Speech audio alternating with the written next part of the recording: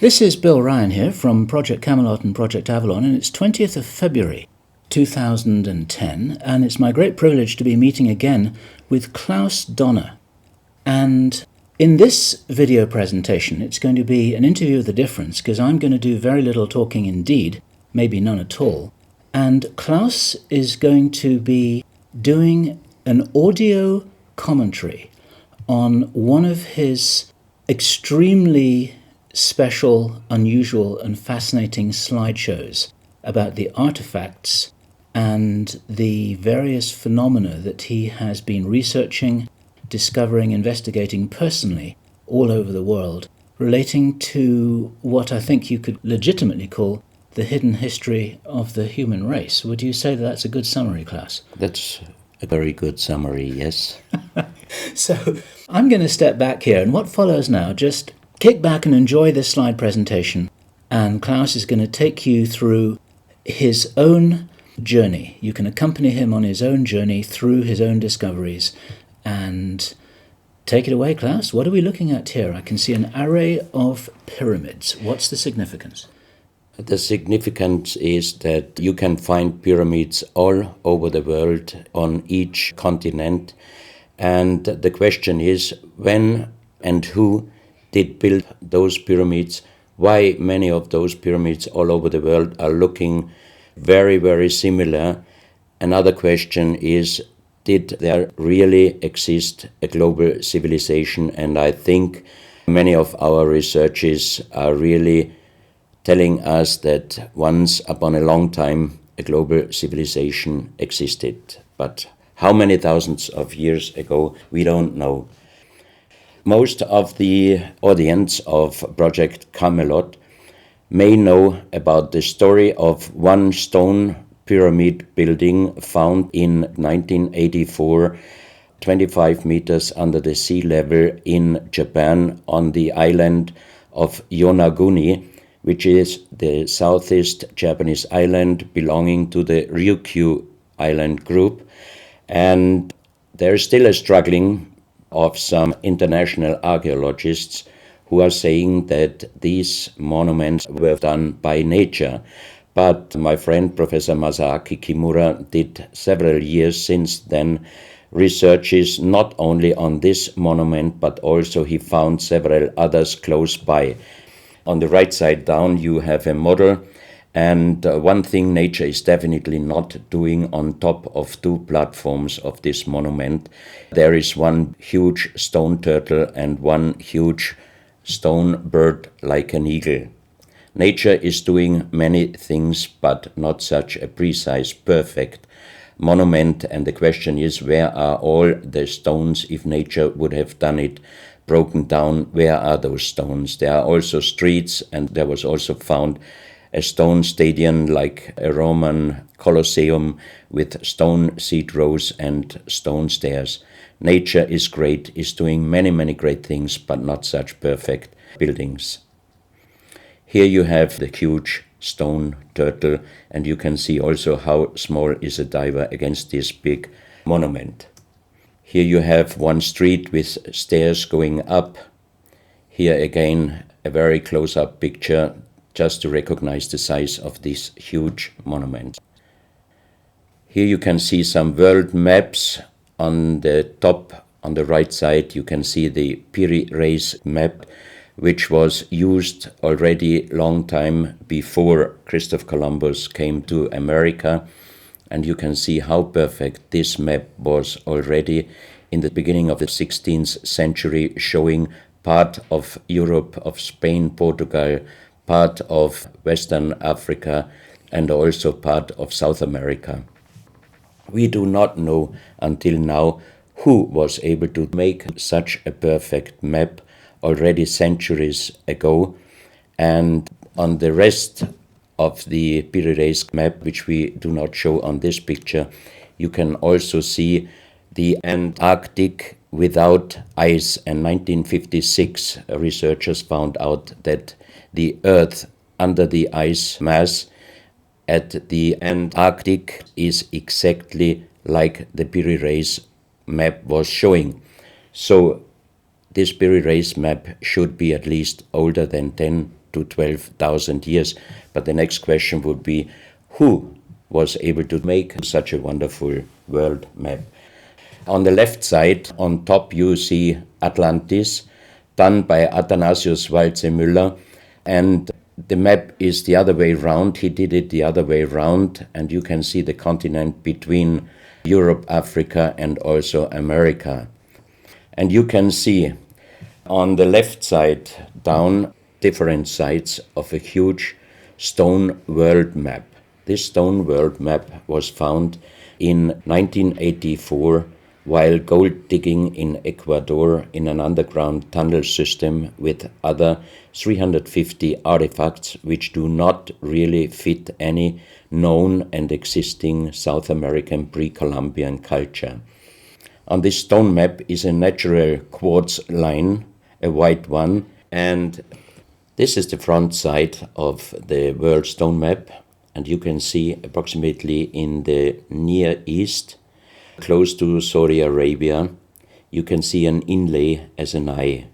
And from this eye to the right and to the left is a natural quartz line going on the right side over India, Thailand, and also there is a long island on the right side, which Professor Kimura's research gave him the statement that from the northeast Japanese island until far down after Taiwan, once there existed a huge continent. But then this world map must be older than at least 10 to 12,000 years.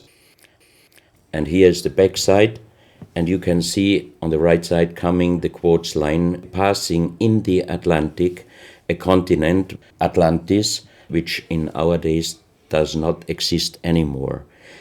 Then the white line is crossing part of South America, and here you have a close-up, and you can exactly see the Bay of Guayaquil, an inlay going up to north, and a round inlay showing exactly the place where there were found those artifacts, and there is also the best quality water worldwide existing. One other very interesting artifact found on the same place in Ecuador is the so-called pyramid with the eye. The eye is an inlay. The stone is gray and white, and you have 13 steps, and it looks exactly like the pyramid with a shining eye on the $1. If you put this pyramid under black light, the eye is shining very strongly, and it looks really like an eye, but not real like a human eye. Here you have a close-up of the eye, and you can see the colors of the inlay.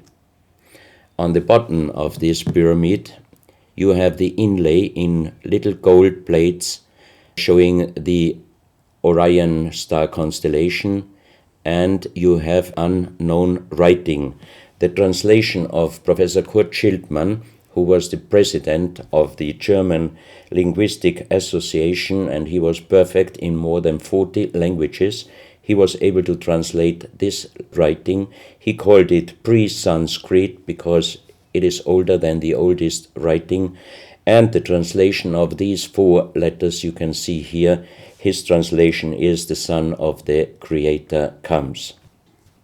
As we found the same writing on stones in certain countries like Ecuador, Colombia, Illinois, United States, Clausel, France, Malta in the Mediterranean, Turkmenistan, Australia, and in southern Calabria, Italy, just a few years ago. Always there are stones and ceramics, terracotta with the same writing. That means this writing existed once worldwide, and that means there must have been a global civilization older than Sanskrit, older than 6,000 years. And Professor Schildmann also told me that this writing has a little similarity to the Indus writing and also to the Easter Island writing. And as he said, this is older than Sanskrit. He called this writing pre-Sanskrit. On this stone, you can see on the top the 2 eyes, and then you see the right hand holding the pyramid and putting the left hand on top of the pyramid. That means showing how to use this pyramid with the eye. On this stone you can see an engraving, sitting a man on a stone holding the pyramid exactly as it was shown on the artifact before. From his eyes are going rays out, and on the right side you see two bowed persons. On his head he has something like a small helmet, and from this helmet goes up like an antenna to a strange object over him. And here you have the photo of the discovered helmet. We could not yet make a metal research or checking what kind of metal was used, but you can see in the center of the helmet that something is missing, and that might have been this kind of antenna which was shown on the artifact before. Another very strange finding from the same place is one big jade cup and 12 little jade cups. As the 12 cups are man-made and each one is a little bit different in size, if you fill them up perfectly with water and you put the 12 cups of water inside the big cup is completely filled. The next strange thing is that you can see on the little cups numbers which are looking like the Mayan numbers, but if you compare them with the Mayan numbers, you find out that there are some little differences. And on the big cup, you can see a perfect inlaid star constellation, also showing the Orion and other stars. And inside the big cup, it is very, very magnetic, and outside the cup, nearly nothing. Professional geologists are saying this is impossible because if a stone has metal particles inside the stone, it must be same magnetic from both sides. Here you have a close-up of the big cup, and you can see a perfect inlay of star constellations, and they are shining very brightly if you put black light on it. Here you have some small cups that you can figure out more clearly the style of the numbers inlaid in a strange material also shining under black light. That's another piece, a jade plate with the same star constellation inlay like on the big cup, and two persons facing the sky, and on the next picture you can see that also the eyes of these two statues and the star constellation is shining very strongly under black light. This was once a hard-formed brown stone, changing the color in the center of the stone into black, which usually in nature does not happen. And you can see, if you look very close, you can see a face with closed eyes, with a mouth, the nose, a long beard and long hair. On the left side, the face and also the stone is broken. This is the reverse side of this stone. You can see a spiral and a triangle. The center of the triangle is very magnetic, also shining under black light. Here we have the backside of a cobra. The cobra never existed in South America, but this one was found at the same place. On this side of the cobra head, you have 33 lines in lines. So 33 is also a very mystical number since long time. And on the left side and right side, you have 7 points inlaid, and maybe these are the chakras. Also, this cobra head is shining brightly if you put black light on it. Another object here, you have a perfect worked dolphin head, and also this artifact is shining under black light.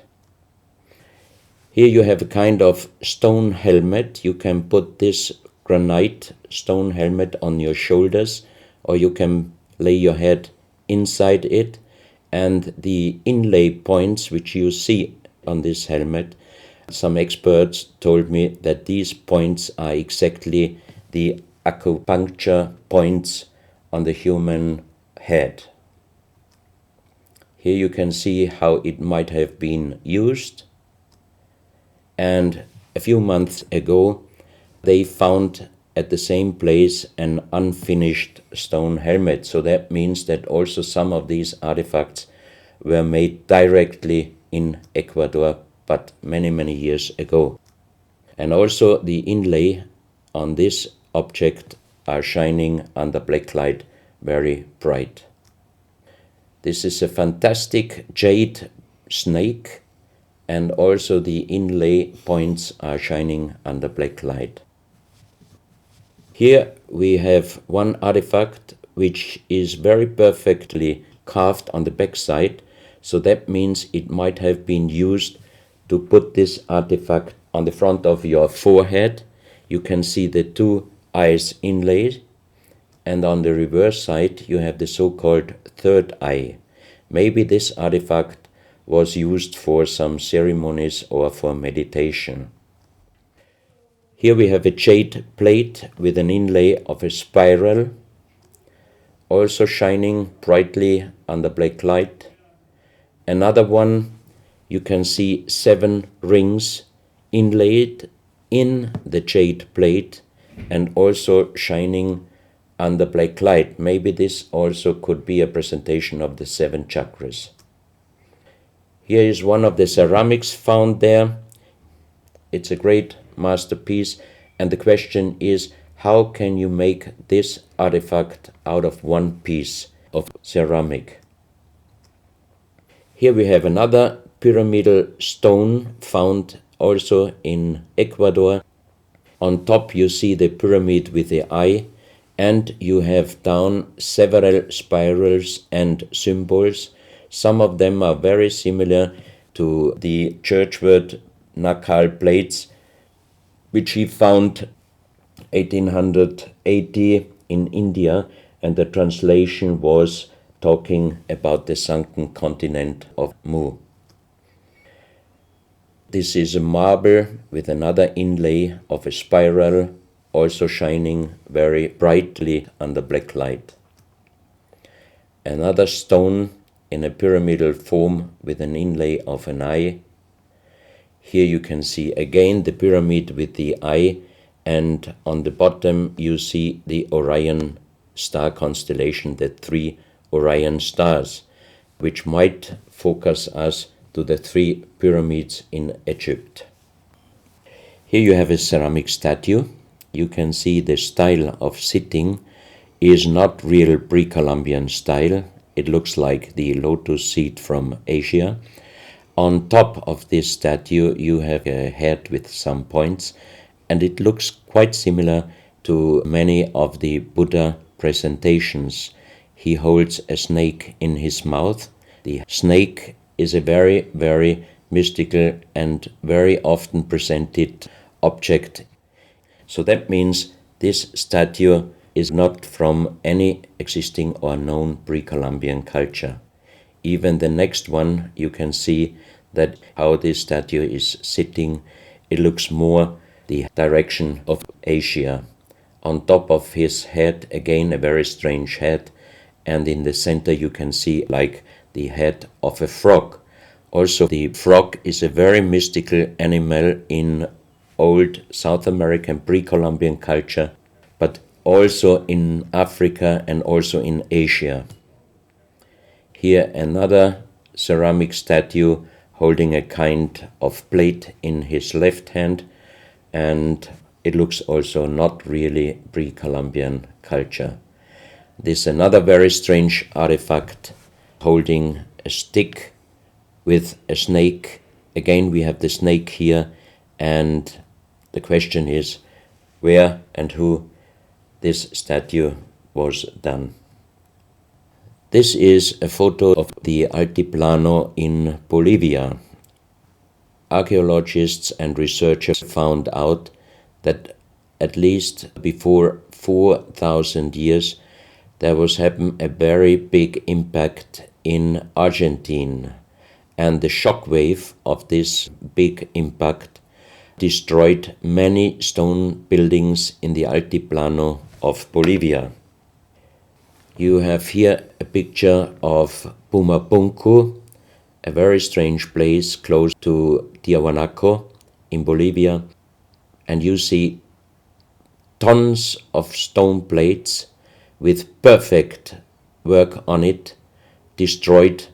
Maybe this was the reaction to the big impact in Argentina. Here you have my friend Giancarlo Bonfanti, Italian researcher, in the center of the so-called Sun Gate in Tiahuanaco in Bolivia. And some researchers write that the figurines on top of this side of the Sun Gate are showing the Venus calendar. Here you have one of the big stone plates from Pumapunku, and you can see how perfect this stonework was done. And the question is, could you do such perfect work with simple tools? Close to this area, they found skeletons with a size of 2.6 meters. And the picture on the top shows you the skull of one of these skeletons, and it looks like it is deformed, but definitely these skulls are not deformed. They are natural style, like an egg. On this photo you see how strong the jaw of those skulls were. This is a front view, and the most interesting photo is this one, because you can see that the top of the skull does not have the 3 plates which we have as Homo sapiens, and that shows us that these skeletons are not Homo sapiens. What we might be able is doing a DNA check and an age dating on these skeletons, because we are very much wondering what kind of humans did exist long time ago and how long ago. On the next pictures I show you some artifacts found close by the real giants, and when I first time got this mask in my hands, I tried to look through the 2 eyes. At that time I didn't know that they were belonging to 2.6 meter skeletons, and I was just wondering, why did they make masks where you can only look out from one eye? But after knowing that those people were over 2.5 meters, I could imagine that their skull was of course bigger than our skull, and that's why these masks were for us oversized. That's another mask from Bolivia, another one with very wonderful encarving, many spirals and many symbols, which we also found in many other cultures. This is a very heavy stone figurine, and again here you can see on the top the head of a snake going down on his backside. This is the reverse side. You can see again the snake. So that means the snake must have been a very, very important animal in the past of our history. Here you can see a stone flute. The strange thing is that the vibration of the sound of these stone flutes is exactly the same as our brain waves. So that means maybe those flutes were used for meditation or for healing purposes. And each 2 holes are connected perfectly with each other. That means you can make perfect holes into this very, very hard stone, but how you connect with simple tools the 2 holes on the bottom, this would be even in our days a very difficult work to do. Because it's in the shape of a U and it curves around inside the stone. That's right. And with simple tools, you are definitely not able to do such a work. And even the holes are very precise. This is the form of a boat, and you have 3 flute pipes at the end. Here you can see how perfectly they were made. This is another flute, very small. You can use it only with very soft blowing, and the sound is like the sound of the dolphins. This is an artifact where we do not have any idea for what purpose it was used. Now we are in Colombia.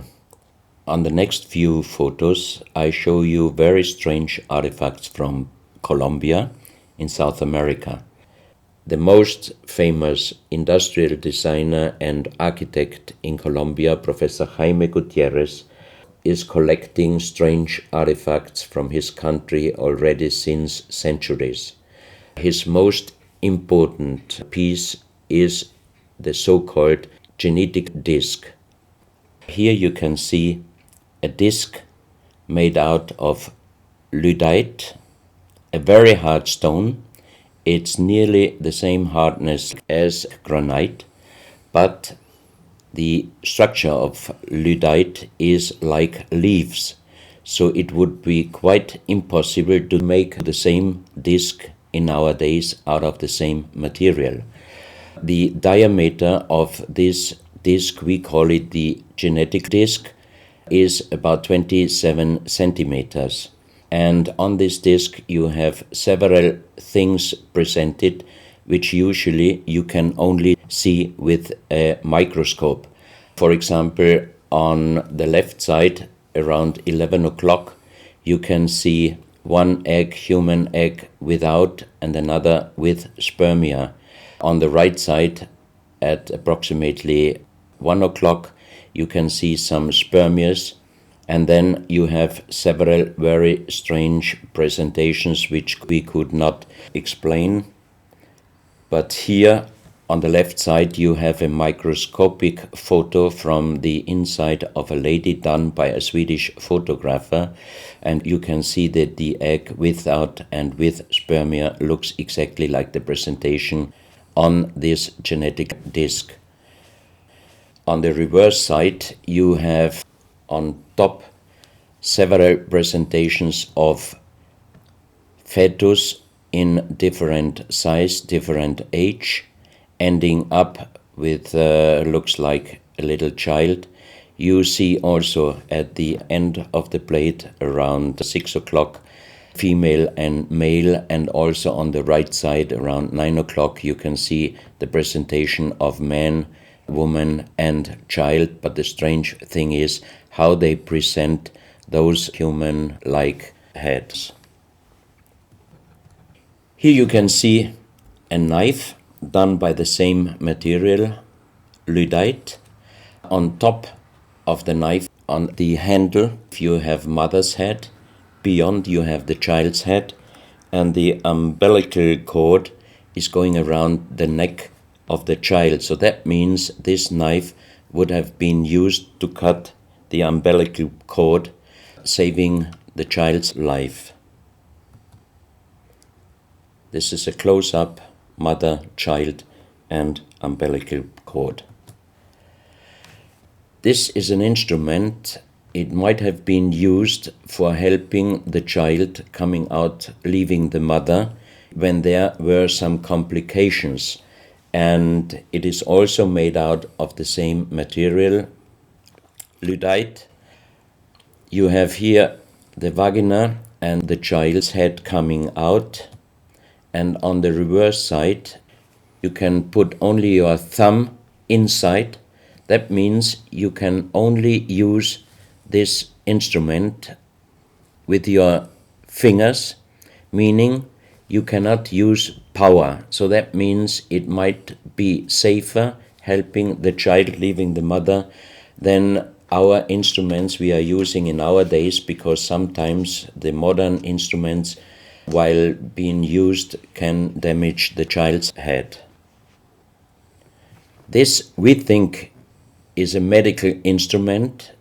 It is also lyddite, and it's a perfect form. Another one, and these are other ones, they are very much smaller than shown on this photo. And when we did a material check in Vienna, the most expert worldwide checked those pieces. First of all, the material. Each one is done with lyddite, and the form itself, he checked them, and finally he said, I cannot tell you how they were done, who did they make, but the only thing I can definitely tell you, from the same material in our days, we cannot make the same instruments. So how old they are, we do not know, but as they were found in Colombia, and they do not fit any existing pre-Columbian culture, we must consider that those artifacts are at least older than 6,000 years. But we cannot explain what kind of technology they did use to be able to make such instruments and such tools made with lyddite.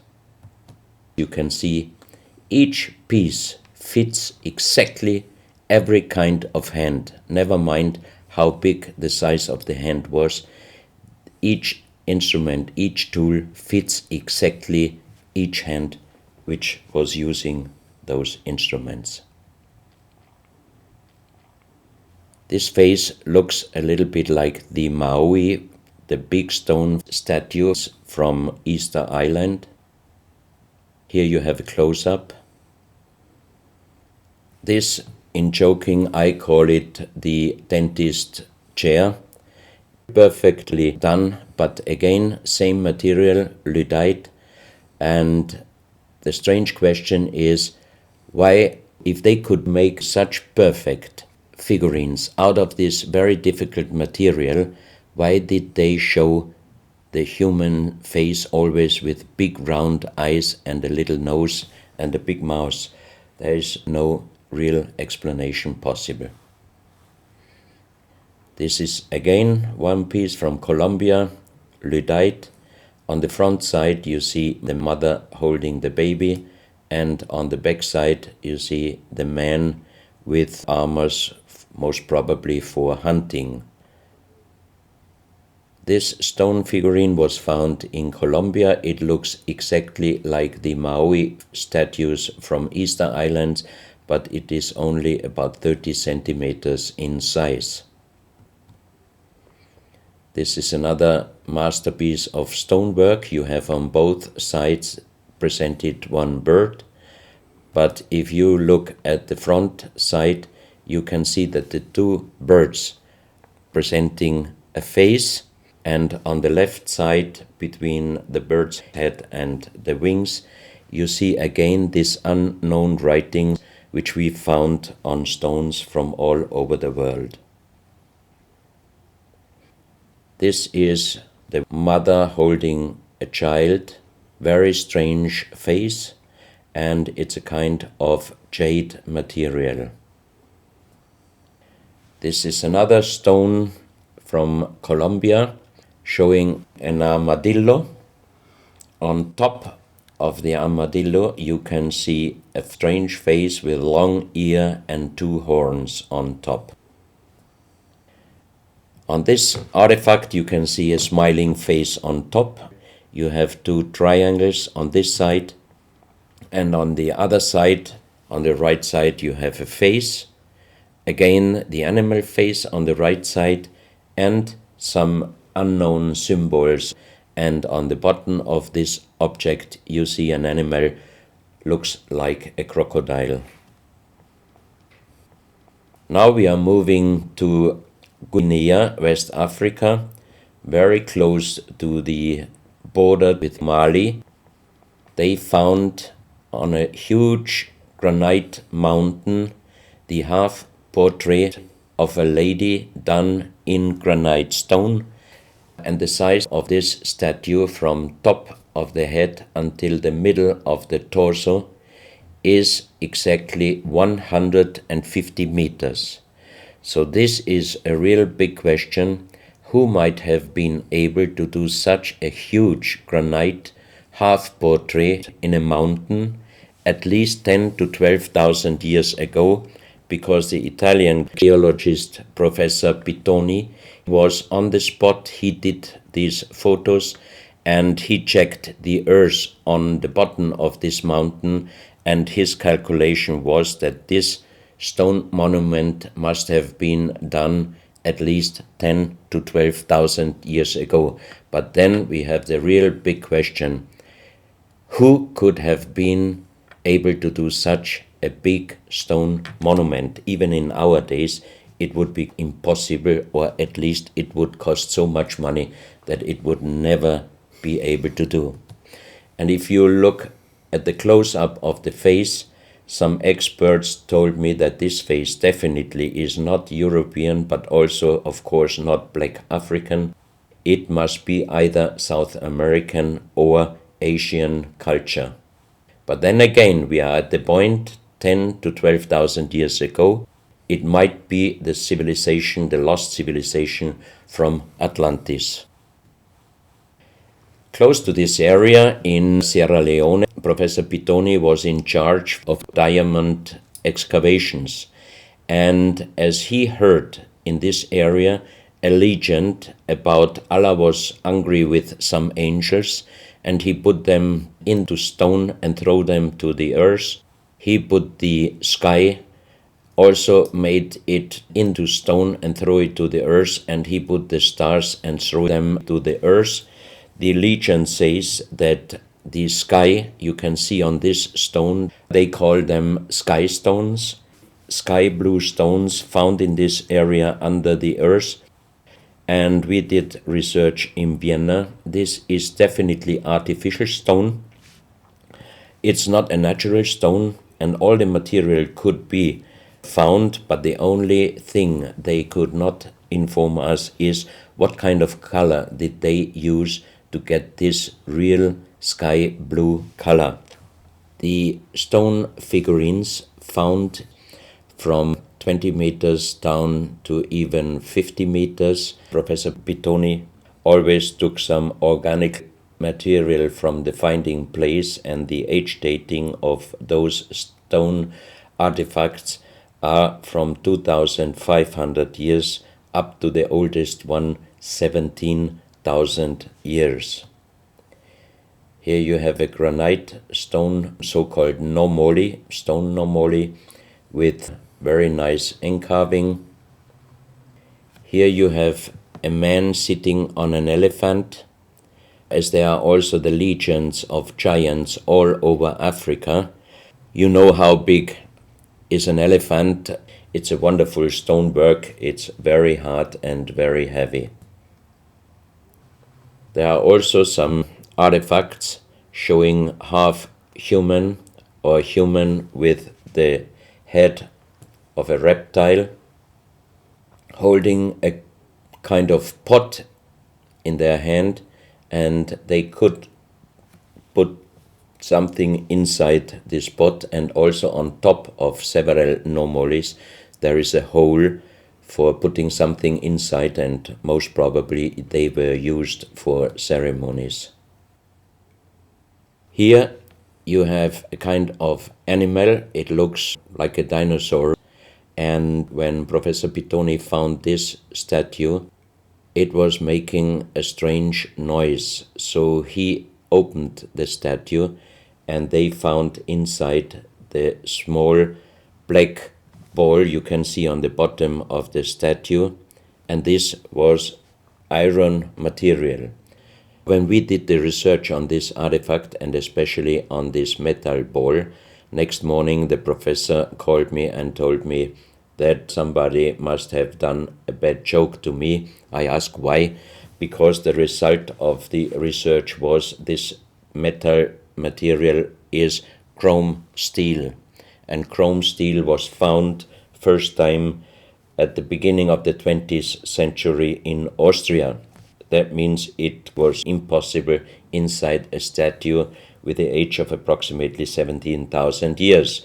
But when I called immediately Professor Pittoni, he was laughing and he said, I'm a geologist. If a statue is making a strange sound, I do not open it just right away, but I did several X-rays, and you can see here on the right picture one of the X-ray photos, and you see that inside the closed statue already the round ball, the chrome steel ball, was existing.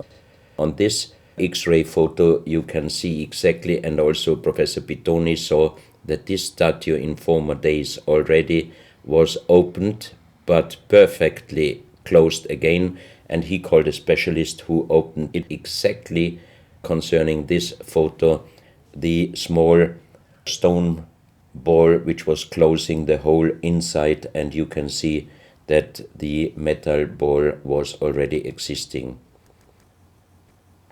Some of you might have watched several pictures, photos on the internet of giant skeletons found in desert, in India, in China and other places. Most of those photos were competition photos to present Photoshop. Perfectly done. I also was quite impressed when I received first time one of those photos, but these photos I'm showing you now, they are definitely not coming out from a Photoshop competition. These photos are real skulls and skeletons. This skull was found in a tunnel system underground in Colombia. The skull is dated up to 11,000 years. The skull is bigger than normal skull, and the front teeth of the jaw are lined up in a different way than our teeth. Something that occurs to me here is that there's a very strong, pronounced jaw. It's a very prominent jawline, very prominent chin. And here you see a photograph that was shown to us by a Project Camelot insider. Now, this isn't a real photograph. This is a scene from the old Arnold Schwarzenegger movie Conan the Barbarian. And what you're seeing here is a special effect on the actor James Earl Jones. The critical thing here is the shape of the jawline.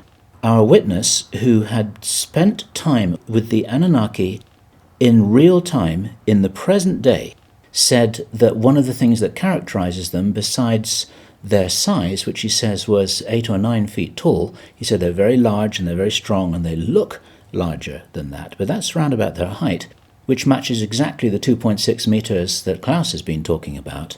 He said it's a very prominent, strong jawline, and this is what strikes me about these skeletons, these skulls here that we're looking at right now. Didn't know. No, you need to know this. Back to Klaus. So once again, here you have a very old photo done in a museum in La Valletta in Malta, and it shows several long skulls, and the explanation is deformed skulls, but they are very long, going to the back. This is one of several very, very strange skulls. They are presented in a small museum in Ica in Peru. Ica is located close to the famous Nazca lines, and the museum is called Museo Maria Reiche, the German lady who was researching her whole life about the Nazca lines. And in this museum you can see the most strange skulls I ever saw, all found in this area close to the Nazca lines. So the question is, what kind of humans were living there, and how did they get those skull forms? And especially this one, definitely several doctors and experts told me it would not be possible to create such a kind of deformation, because through deformation you do not get the double bone material on the skull, and on this skull even you have particles of the skin and hairs, and I think it would not be difficult to do a age dating and especially a DNA analysis of this skull. On this picture, I show you some legendary skeleton forms of giants. In the year of 1964, in the south of Ecuador, in the province Loja, there broke down a part of a mountain platform, and Father Carlos Vaca, who was working as a priest in hospitals, he was called to this place and he found the broken bones of a giant. Good.